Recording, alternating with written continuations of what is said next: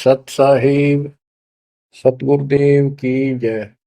बंदी छोड़ कबीर साहिब जी की जय। बंदी छोड़ गरीबदास जी महाराज जी की जय। स्वामी राम देवानंद जी गुरु महाराज जी की जय हो।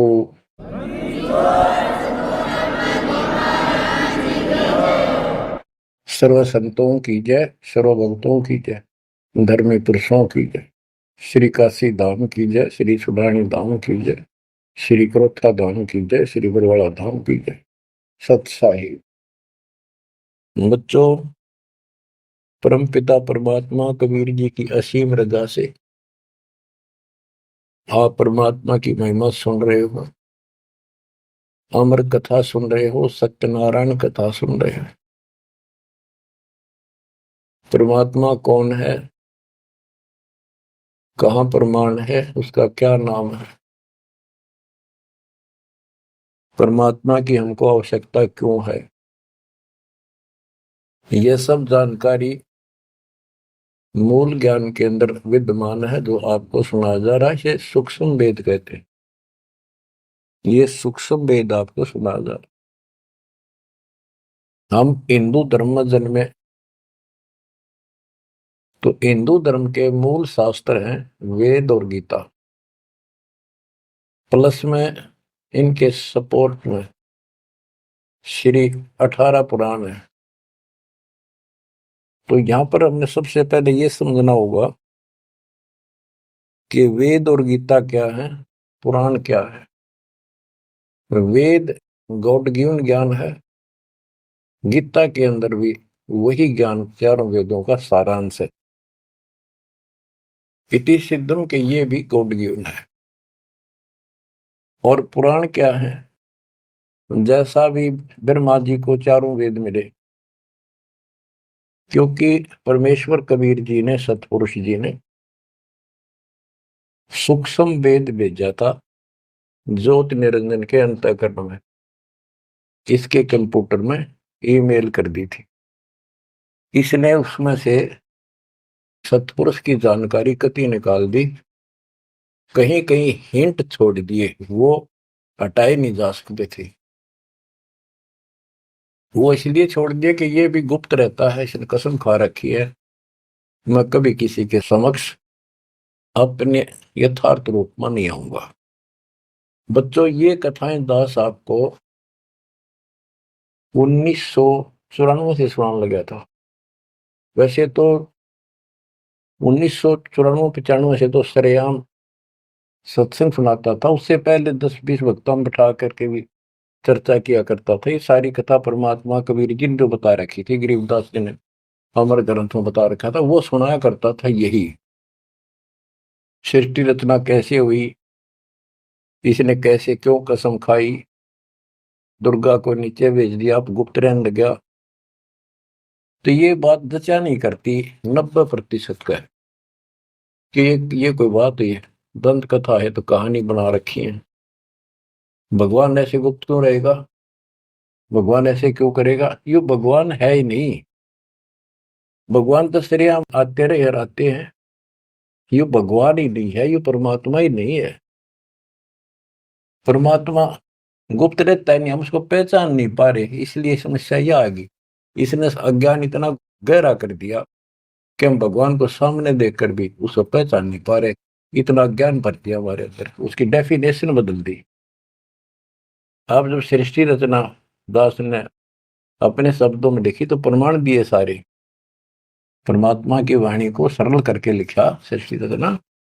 तो गीता अध्याय 7 श्लोक 24 में और 25 में ये खुद कहता है गीता बोलने वाला कि मैं कभी किसी के समक्ष नहीं आता अपने रूप में, मनुष्य रूप में।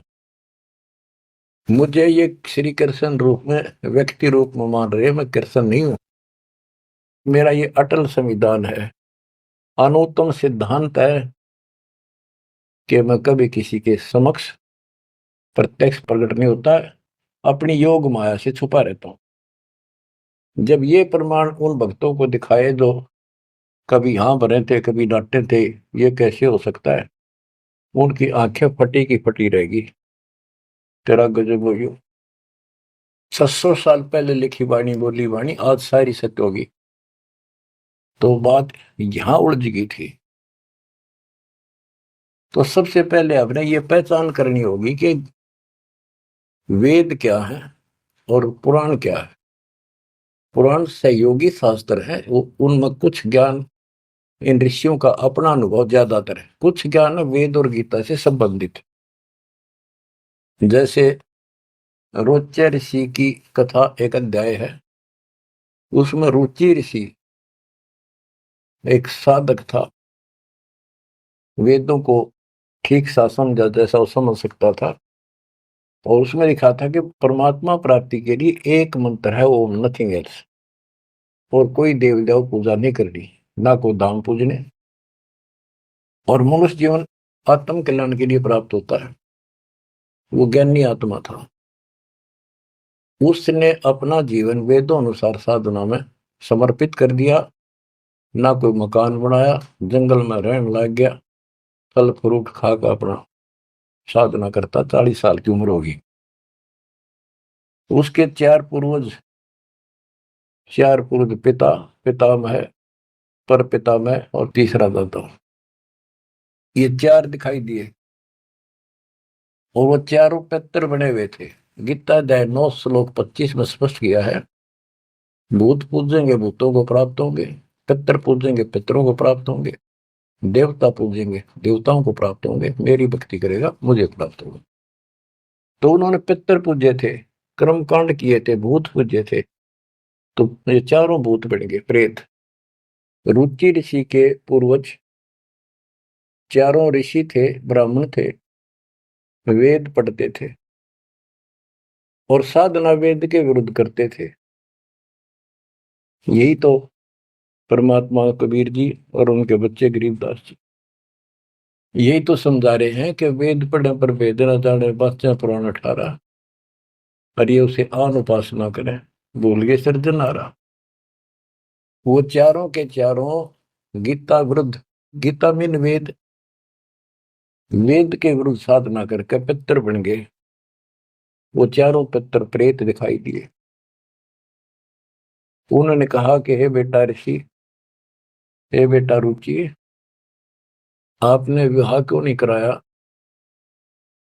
हम चारों दुख पा रहे हैं, हम भूखे हैं, प्यासे हैं, कष्ट उठा रहे हैं, हम पितर बने हुए हैं, विवाह कराओ, हमारे पिंड भराओ, श्राद्ध निकालो, हमारी कर्म कांड करो ताकि हमें कुछ राहत मिले।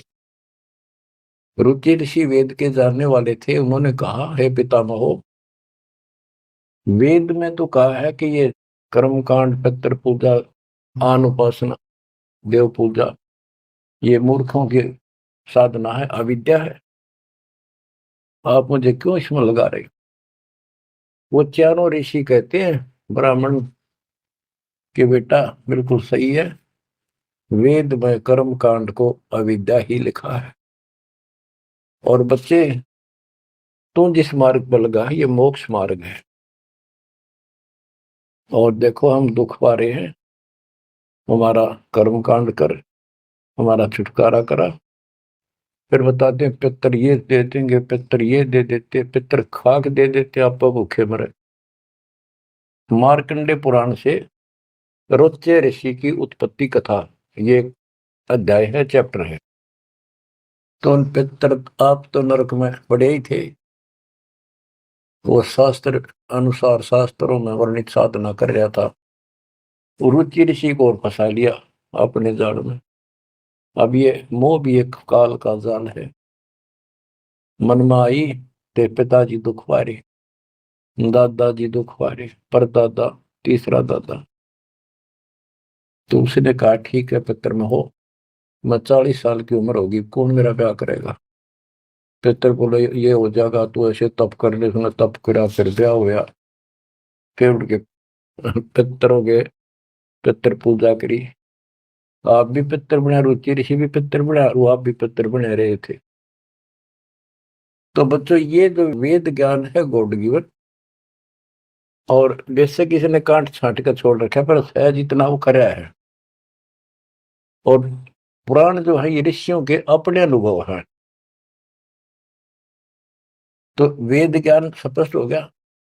दोनों से स्पष्ट हो गया। रुचि ऋषि कहता है ये अविद्या है, वेद में बोला है ऐसा नहीं करना, और पितर भी हाँ भरते क्योंकि उन्होंने वेद पढ़ रखे थे, पर क्रिया गलत करी। स्पष्ट हो गया, पुराण से स्पष्ट हो गया, ये पुराण में वेद ज्ञान है। इसके अतिरिक्त इस कथा में जो भी है सारी बकवास है, कति नरक में जाने का है। इसलिए जो वेद ज्ञान है वो हमने स्वीकार्य है और उसको समर्थन में ले भी रहे हैं। और गीता बोलती है 9वें अध्याय का 25वां श्लोक यही कह रहा है। लेकिन यहां तो गीता बोलने वाला कहता है कि मेरी भक्ति करता है तो मुझे प्राप्त होता है। 8वें अध्याय के 8, 9, 10 में कहता है कि 8वें अध्याय के जो 3 में बता परम अक्षर ब्रह्म, उसकी जो भक्ति करता है उसको प्राप्त होता है। इस प्रकार हमने इस अध्यात्म ज्ञान को निर्णायक तरीके से समझना है। अब ये साधना इन्होंने ठीक की नहीं, साधना ठीक ना करने से यह दुर्गति कराएगी। एक नहीं, तकरीबन ये सबका यही दशा है। परमात्मा ने कहा था मूल ज्ञान अभी बताना नहीं है, 33 अरब ज्ञान हम व्याख्या, मूल ज्ञान हम गुप्त ही रख्या।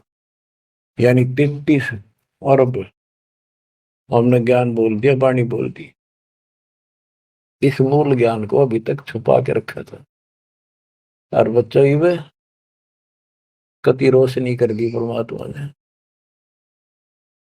अब प्रसंग चल रहा है कि परमात्मा की पहचान नहीं हुई, और पहचान ना होने से हम सामने भगवान को देखकर भी स्वीकार नहीं कर पाए। अब ये अमर कथा चल रही है, ये सुनाता हूं संत गरीबदास जी के अमर ग्रंथ से, तथा कबीर सागर का सहयोग साथ में लिया जाएगा। सतयुग में सत सुकृत के टेरा, त्रेता नाम मुनींद्र मेरा, द्वापर में करुणा में कहाया, कलयुग नाम कबीर धराया। गरीब अनंत कोट ब्रह्मंड में बंदी छोड़ कहाँ आए, सो तो एक कबीर है जननी जने नमाए। गरीब काशीपुरी कष्ट किया, उतरे अदर आधार, मोमिन को मुजरा हुआ जंगल में दीदार। बच्चों, आपको बताया था कि द्वापर युग के अंदर सुदर्शन नाम के एक परमात्मा कबीर जी के परम भगत थे। उस समय परमेश्वर करुणा में नाम से प्रकट थे और वाल्मीकि जाति थी। सुदर्शन भी वाल्मीकि जाति से थे। इनके माता पिता परमात्मा कबीर जी यानी करुणामय जी की बात को नहीं माना, वो मरे गए। भगत चिंतित हुआ, बहुत चिंतित हो गया।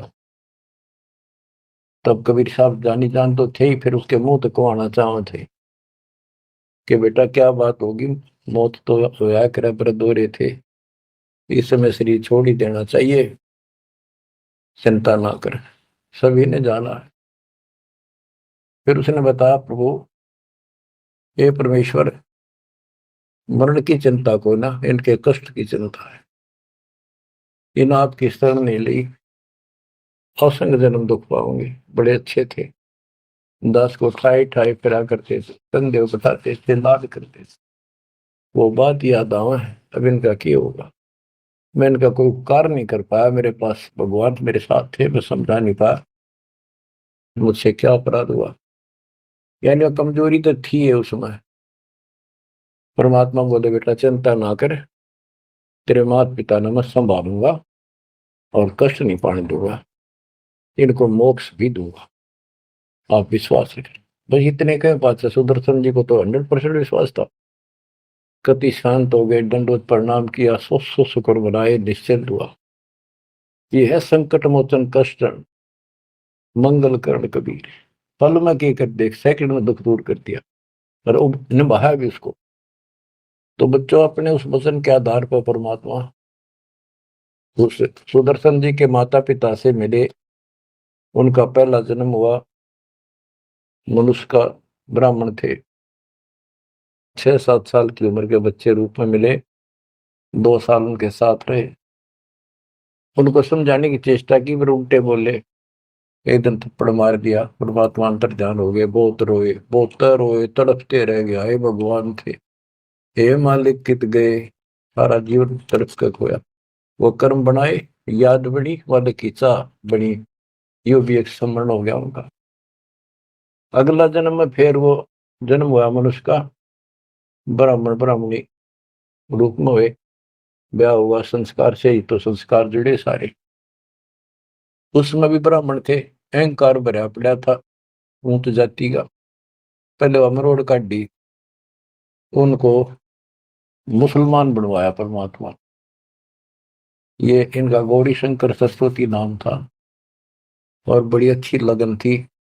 शिव जी की केवल शिव पुरानी कथा करते थे और किसी को नहीं मानते थे, ना को पाखंड करते थे, ना किसी को भ्रमित करते थे। कथा सुना दी, वो दान दक्षिणा आ गई, वो अपना स्वीकार किया, उसी से रोटी रोटी चलाते थे और दान भी करते रहते थे,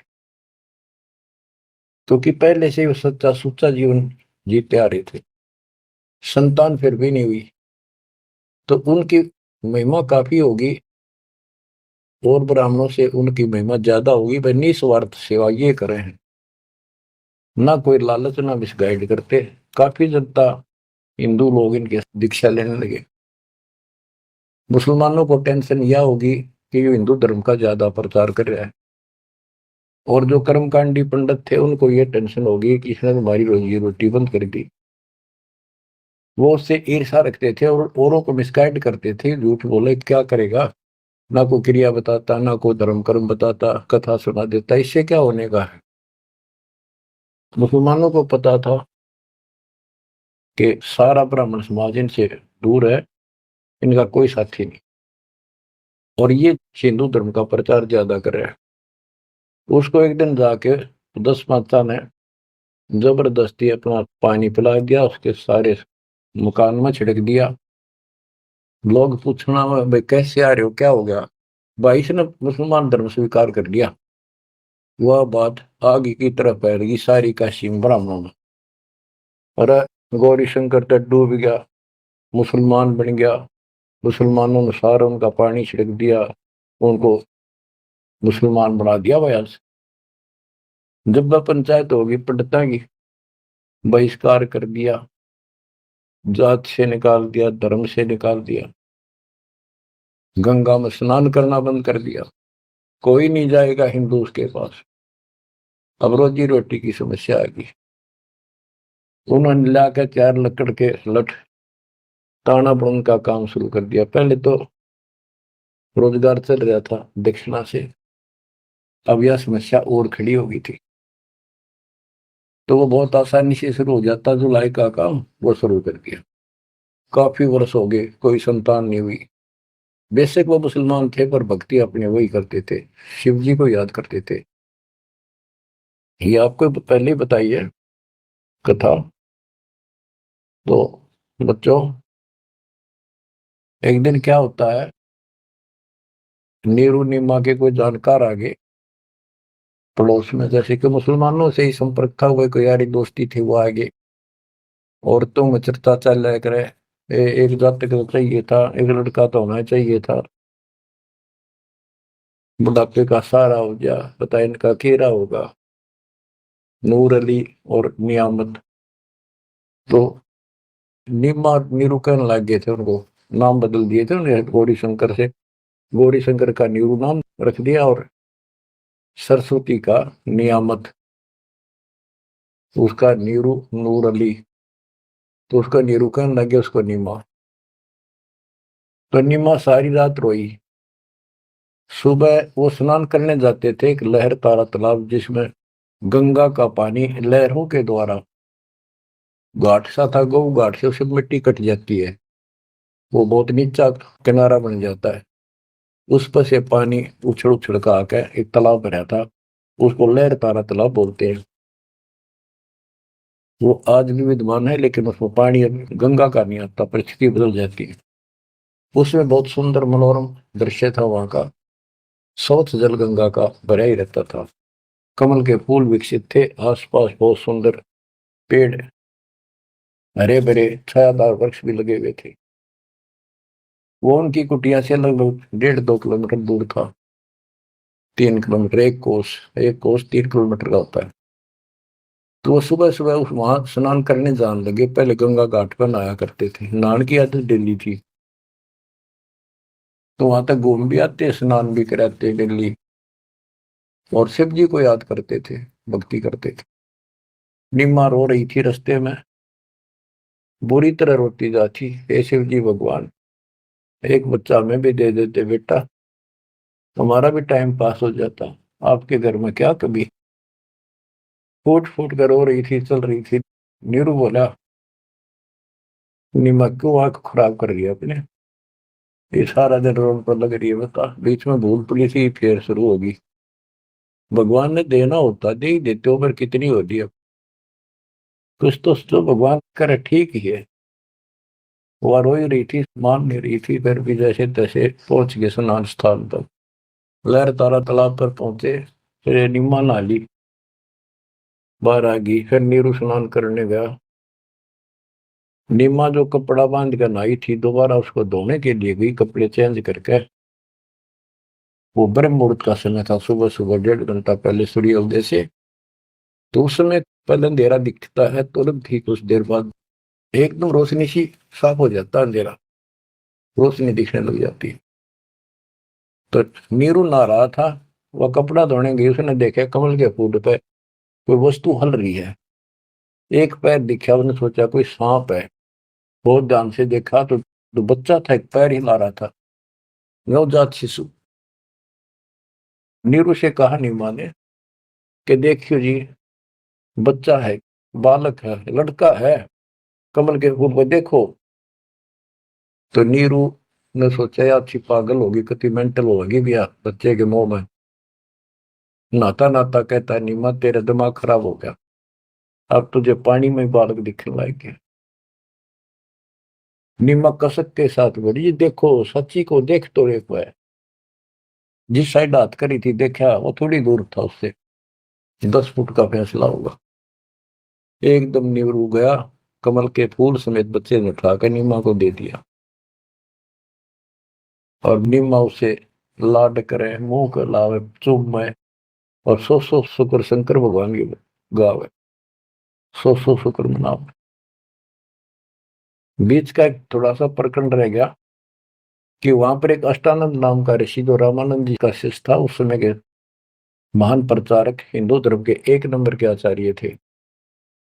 उसने 1400 शिष्य रखे थे ऋषि, जो कथा किया करते थे, उनमें से एक अष्टानंद था। 4 संप्रदाय थी, 52 द्वारों का वो मालिक था, वो इंचार्ज था। तो वो डेली वहां स्नान करने जाता था, वो दूसरी साइड में नहाता था, ये दूसरी साइड में नहाते थे, सरोवर बड़ा था। तो वो भी वहां स्नान करके उस प्राकृतिक सौंदर्य और भगवान के एकांत स्थान मान के भगवान की भक्ति करता था, शांति स्थान था। डेली जाता था, ध्यान लगाता था, कुछ समय भगवान की वहां भक्ति करता था, जैसे गुरु जी ने बता रखी थी। अष्टानंद जी जो ही साधना करने की चेष्टा, ध्यान में मगन होना चाहते थे, इतने में आकाश से एक प्रकाश का गोला आया। प्रकाश का गोला आया तो उसका ध्यान गया ऊपर को, उसको देखते उसकी आंखें बंद हो गई, इतना तेज नूर था। जब आंखें बंद हुई तो उसमें देखा कि एक बालक का रूप दिखा, बगैर प्रकाश का। जैसे हम सूर्य की ओर देखते हैं तो देख नहीं सकते, फिर आंखें बंद करते हैं तो अंदर प्रकाश रहित आकार दिखाई देता, सूर्य का गोलाकार। तो अष्टानंद को बड़ा आश्चर्य हुआ कि बालक प्रकाश दिखा, फिर बालक दिखा। फिर जब आंखें ठीक सी हुई, देखा तो प्रकाश एक कोने में जाके सिमट गया दूसरी साइड, जिस साइड में नीरू नीमा स्नान करने जाया करते थे। उससे पहले जब प्रकाश लहर तारा तालाब पर उतरा, सारा सरोवर जगमगा गया, इतनी रोशनी होगी। लोकति पत्ता पत्ता दिखा कमल के फूलों का। और जब उसमें सिमट गया, वो दूर था, उसने जो नहीं देखे क्या हो गया, कित गया। उसने अपने गुरुजी के पास उठ के आ गया, साधना नहीं करी, रामानंद जी के पास आए। उनसे पूछा, हे गुरुदेव, आज मुझे ऐसा अद्भुत दृश्य दिखाई दिया, ये मेरी भक्ति की उपलब्धि है या कोई भ्रम है मेरा? ऐसे ऐसे का आकाश से प्रकाश का गोला आया, मेरी आंखें उसके नूर को सहन नहीं कर सकी, मेरी आंखें बंद हो गई। बंद होने के बाद देखूं तो एक बच्चे का, बालक का रूप है, लड़के का। फिर कुछ नहीं दिखा। वो कोने में जाकर लहर तारा तालाब में समाप्त हो गया, अंतर ध्यान हो गया, नूर ही नहीं था। रामानंद जी को जैसी समझ थी, जैसा उन्हें अज्ञान सुन रखा था, अज्ञान सुन के ज्ञान में अंधे की बां गई, अंधे ने मारे कौन बतासी। अब जैसे ये ज्ञान सुन रहे थे वैसे चेलों को बताया करते थे, और बता दिया कि बेटा, ऊपर से जब अवतार गण आते हैं ना, भगवान अवतार लेता है, ऐसी लीला करता है, किसी माँ के यहाँ जन्म लेगा और फिर लीला करेगा जिस उद्देश्य को लेकर आते हो। ना कोई भ्रम है, ना ही तेरी भक्ति की उपलब्धि है, ये ऐसा होता है। तो इनको यही पता था कि रामकृष्ण अवतार आए, माँ का जन्म लेते हैं इनके भगवान। और गरीबदास जी कहते हैं, गरीब अनंत कोट ब्रह्मंड में बंदी छोड़ कहाँ आए, सो तो एक कबीरे हैं जननी जने नमाए। तो रामानंद अष्टानंद की तो वही बात फैसला। अब नीरू नहा रहा था, नीमा उस भगवान से लाड कर रही थी, सो शुक्र अपने भगवान शंकर के बना रही थी। जगत का पेखड़ा पेख्या, धनी का नाम ना लेखा।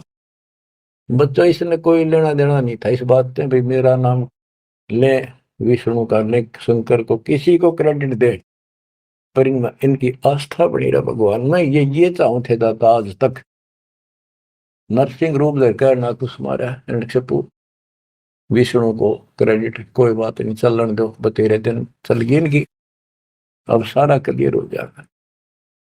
मूसड़ को 3-4 साल का बाल के उठा नहीं सकता, ये तो कभी बच्चे थे उस दाता के।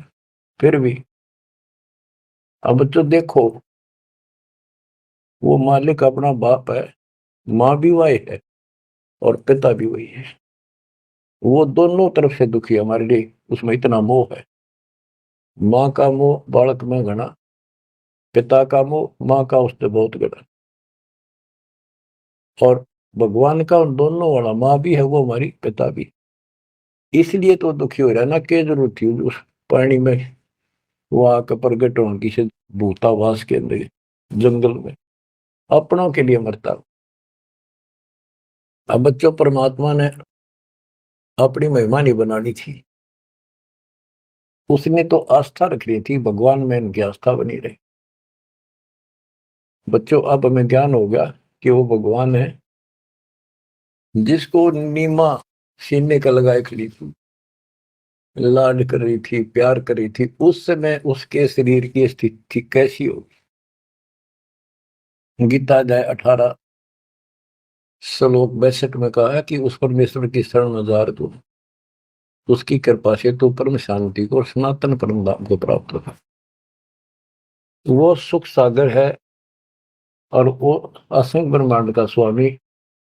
अरे गोदी में कितनी पुण्यात्मा है वो बच्चों, हिसाब लगाओ। उस मालिक का नाम लेने से कितनी खुशी होती है, शरीर में अलग से एक लहर दौड़ती है। और वो बहन उसको सीने से लगा रही, मुंह चूमे, लाड करे, कितना मोह हो गया। सो शुक्र है शंकर भगवान, हे भोलेनाथ, बड़ी दया करी। इतने में नीरू स्नान करके आ जाता है।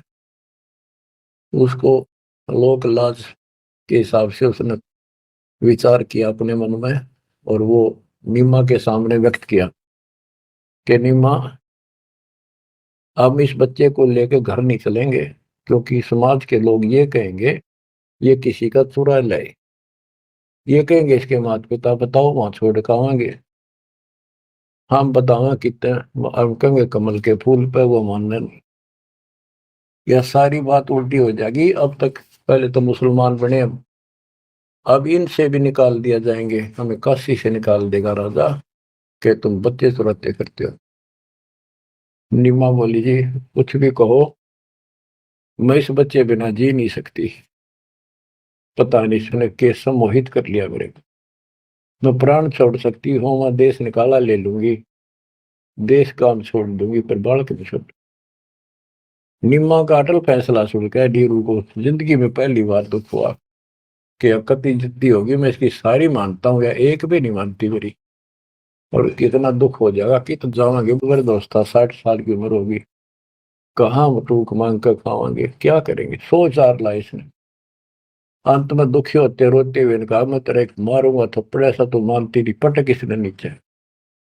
आज तक मैंने तेरे तेरे हाथ भी नहीं गिरा था, क्योंकि हमारा संतान नहीं थी, मैं चाहता था इसको कष्ट ना हो, पर तू जमा जद्दी होगी।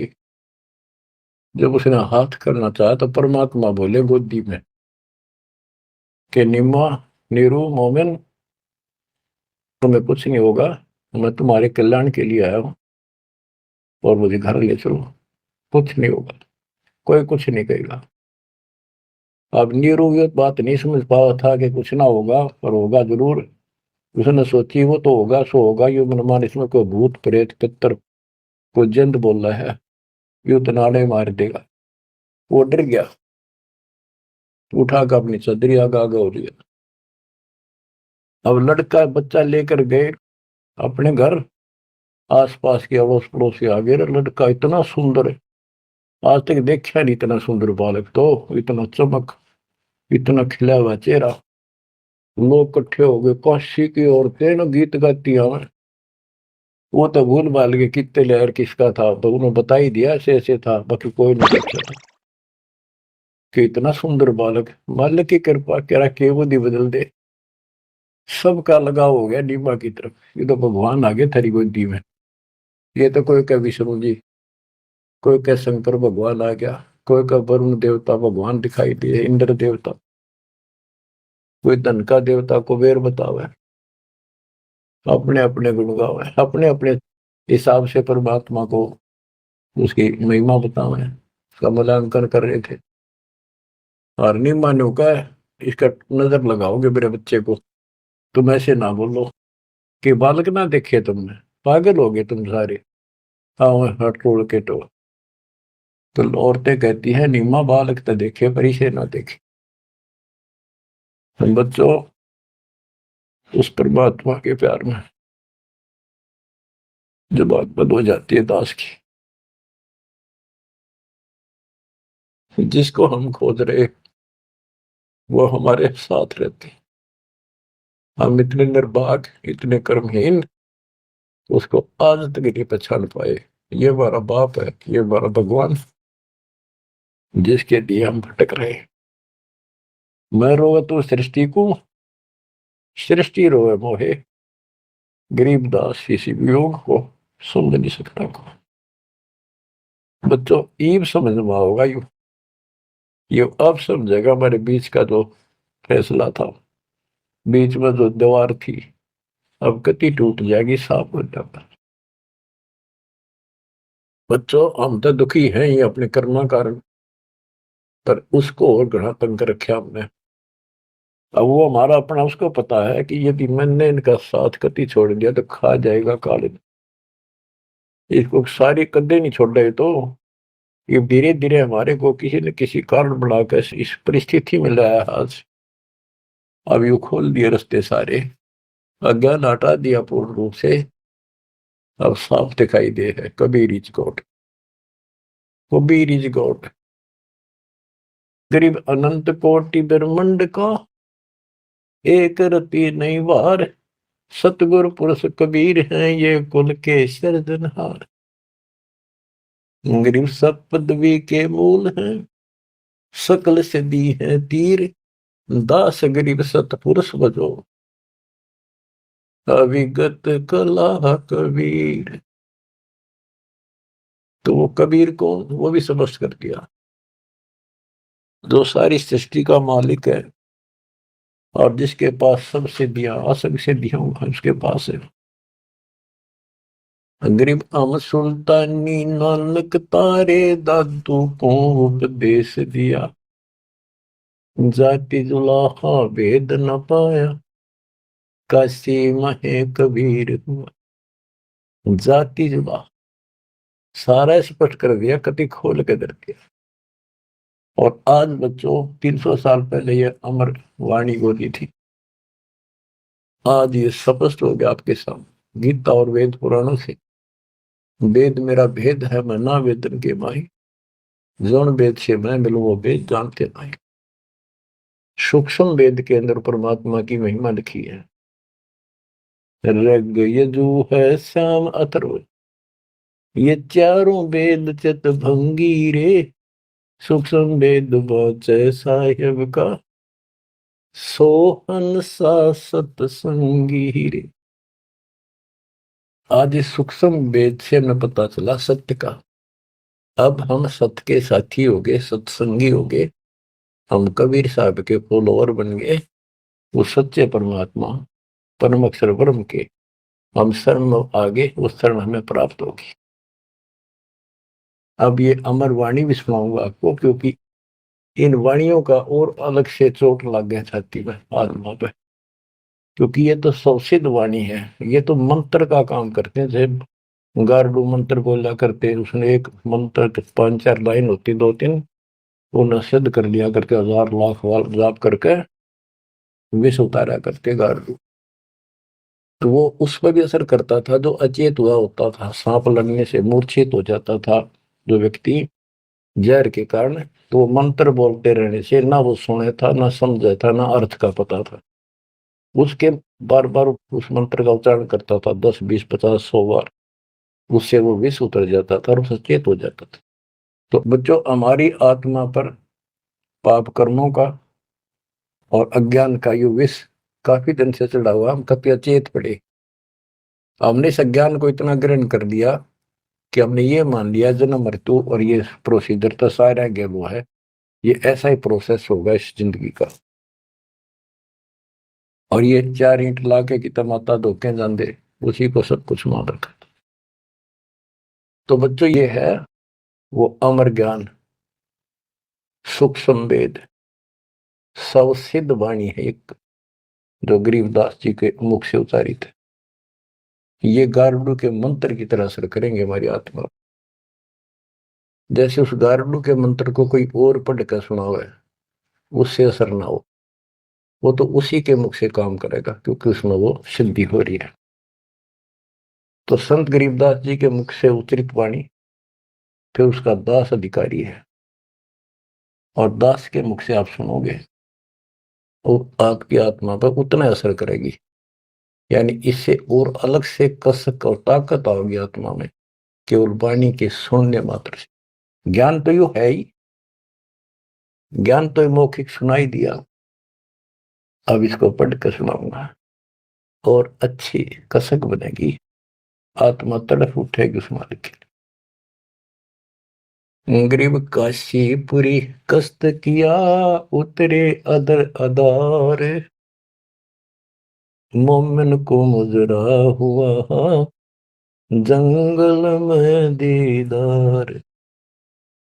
ग्रीव कोटि किरण शशिभान सुधा, आसन अदर विमान, पर सतपूर्ण ब्रह्म को शीतल पिंड हरु प्राण। होय होय। ये जंगल में काशी के अंदर सरोवर पर मोमिन नीरू को मुद्रा हुआ। ग्रीव काशीपुरी कष्ट किया, उतरे अदर अदार, मोमिन नीरू को मुजरा हुआ जंगल में दीदार। मोमिन मुसलमान को कहते हैं, नीरू को मुजरा हुआ परमात्मा के दर्शन में।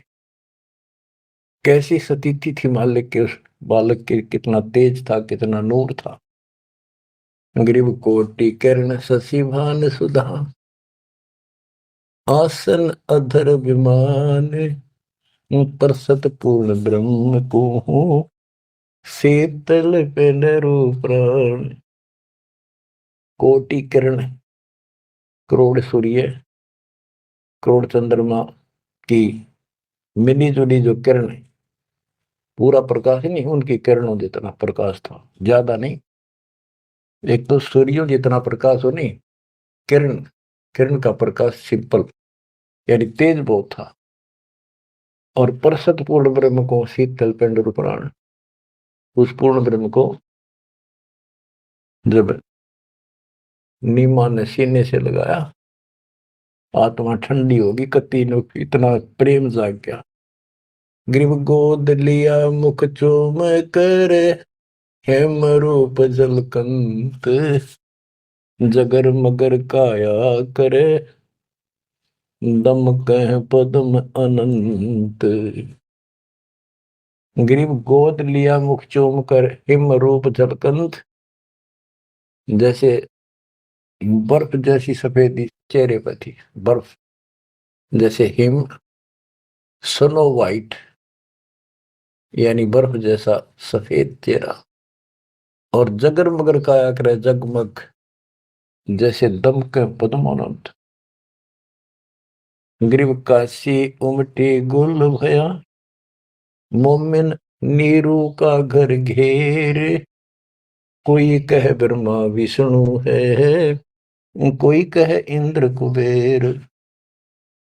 ग्रीव कोई कह वरुण धर्मराय है, कोई कोई कहते ईश, 16 कला सुबान गति, कोई कहे जगदीश। ग्रीव भक्ति मुक्ति ले उतरे, मिटन तीनों ताप, मोमिन कह डेरा लिया, कहे कबीरा बाप। क्या कहते हैं, भक्ति और मुक्ति का सच्चा मार्ग लेकर मालिक प्रगट हुए, उतरे, ऊपर से चलकर आए गति करके, जैसे वेद प्रमाण करते कि परमात्मा ऊपर के लोक में रहता है, वहां से गति करके नीचे आता, अच्छी आत्माओं को मिलता है, उनको भक्ति की सच्ची राह बताता है। तो अपने उसी सिद्धांत अनुसार परमेश्वर नीचे प्रकट हुए।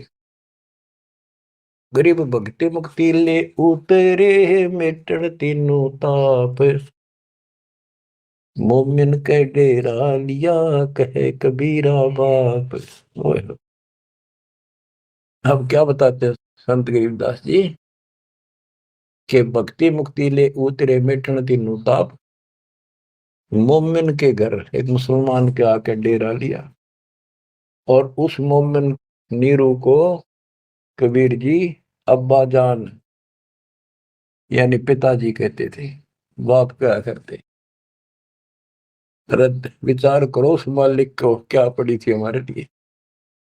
वो तो लीला करनी थी क्योंकि अपने बच्चे के वचन भी पूरे करने थे, और हमारे लिए ये ज्ञान भी देना था, एक प्रमाण भी देना था कि इस समय में हम पहचानते, इसी कारण से तो पहचाने जो लीला मालिक कर गए। आज वेदों से प्रमाणित हो गया, परमात्मा ऐसी लीला करता वो है भगवान सही। ये ना कृष्ण की ऐसी लीला वेदों वर्णित, ना श्री राम की, ना विष्णु और ब्रह्मा शंकर जी की, किसी की वजह नहीं। तो वेद गॉड गिवन है, परमात्मा का सच्चा सिद्धांत है। तो उस सिद्धांत पर खरा कौन उतरता है, अब ये सिद्ध हो गया कबीर भगवान। कौन कबीर, जो काशी में जुल्हा था। अब क्या बताते हैं, गिरिव भक्ति मुक्ति ले उतरे, मिटन तीनों ताप, मोमिन के डेरा लिया, कहे कबीरा बाप। गिरिव दूध न पीवन अनभक, नहीं पलने झूलंत, अदर अमान ध्यान में, कमल कला फूलंत। ना दूध पीवे, ना पानी पीवे, ना कुछ खावे, और मालिक ऐसा दिखे जैसे इसके दिमाग कहीं और ही जा रहा है। अब बच्चों, अब और भी टिप्पणी करनी है बहुत घने आगे। कोई कहे छल ईश्वर नहीं, कोई कही छल है, ईश्वर नहीं है। गरीब कोई कहे छल ईश्वर नहीं, कोई के नर कहलाए, कोई कहे गण ईश का, जो जो नीमा मातर साए। कोई कुछ कहे, कोई कुछ कह रहा था, अपनी अपनी बुद्धि से मूल्यांकन कर रहे थे। तो जो जो वो बात बनावत थे, निम्मा बहुत दुखी हो रही थी, गुस्से हुए थी, मतलब गावत थी, क्यों पीछे पड़ रहे हो मेरे बच्चे का। गरीब काशी में अतरद भया, गई जगत की नींद, ऐसे दुल्हे उतरे हैं जो कन्नावर बींद। वो सारी सृष्टि का मालिक पृथ्वी पाया, गरीब खलक मुलक देखण गया, राजा प्रजारीत, जम्बू दीप जहान में उतरे शब्द अतीत।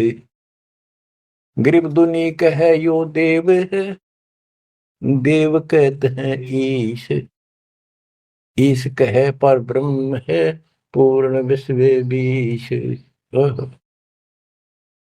अब बच्चों, ना दूध पी रहा था, ना पानी, ना को भोजन, दलिया वलिया घोल के पिलाओ तो मुंह बंद कर ले।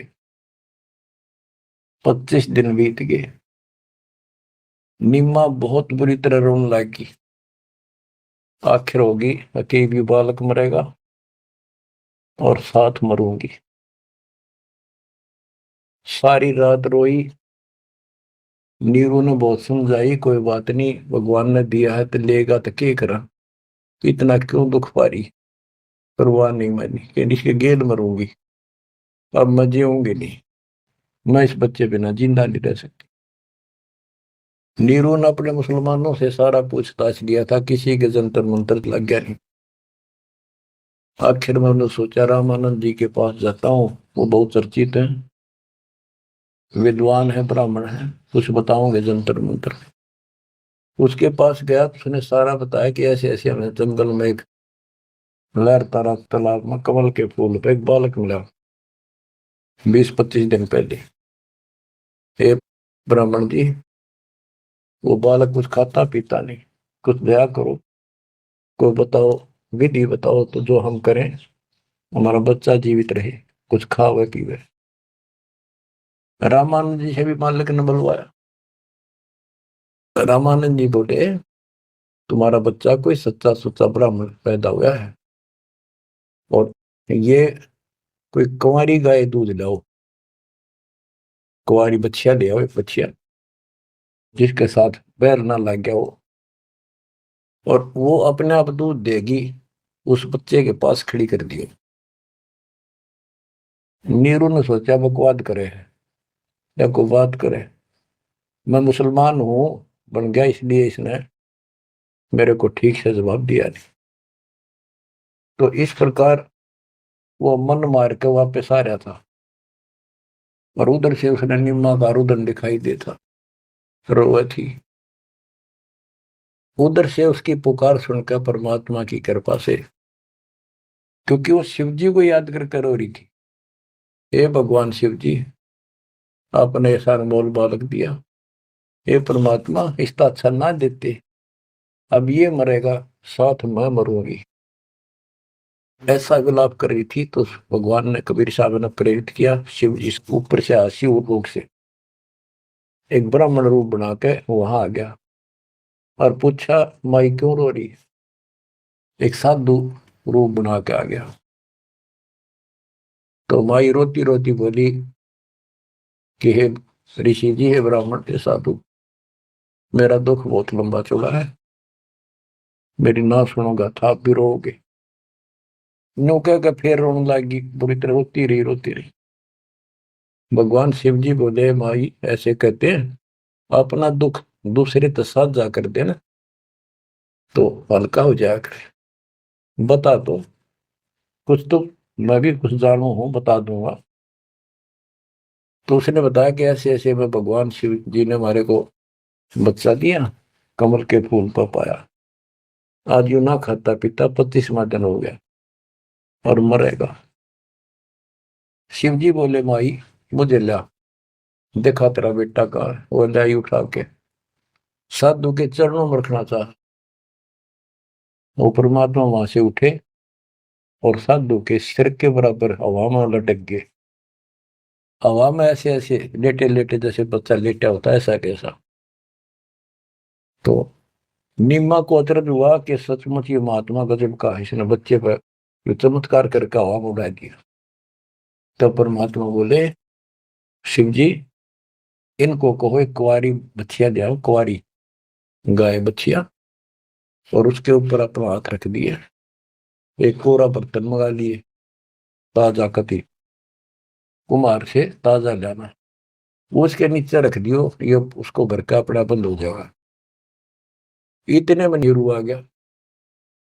नीरू भी ये बात सुन रहा था, खड़ा खड़ा आके खड़ा हो गया था, बात हो रही थी। तो शंकर भगवान जी साधु रूप में कह रहा है नीमा को कि तेरा पति कहाँ है? अब जी अभी आ जाता है, बाहर गया है। नीरू आ गया, आकाश जी बोलो कि एक कुंवारी गाय ला, तेरा बेटा वो कुंवारी गाय का दूध पिएगा। अब रामानंद जी की बात तो उसका यकीन नहीं हुआ था, पर यह महात्मा भी यही कह रहा है। फिर पक्का विश्वास हो गया। वो बछिया लाया, साथ में एक छोटा सा बर्तन ले आया मिट्टी का, गाय के नीचे पात्र रख दिया, शिव जी ने ऊपर हाथ रख दिया, मोटे मोटे सतन हो गए, अपने आप दूध से पड़ा, वो पात्र भर का दूध बंद हो गया। तो मालिक ने वो दूध पिया। उसके बाद वो गाय डेली दूध देने लगी। बच्चों, ये दूध सतलोक था, उस दाता का आहार। ये लीला दिखानी थी दाता ने, 7 बार चर्चा करी और शिव जी को भी बहुत कुछ कहा, कबीर सागर में और विस्तार से प्रमाण है। बच्चों, आप सुन रहे हो सत्यनारायण कथा। ग्रीव शिव उतरे शिवपुरी से, अवगत बदन विनोद, मैं के कमल खुशी बहे, लिया ईस को गोद।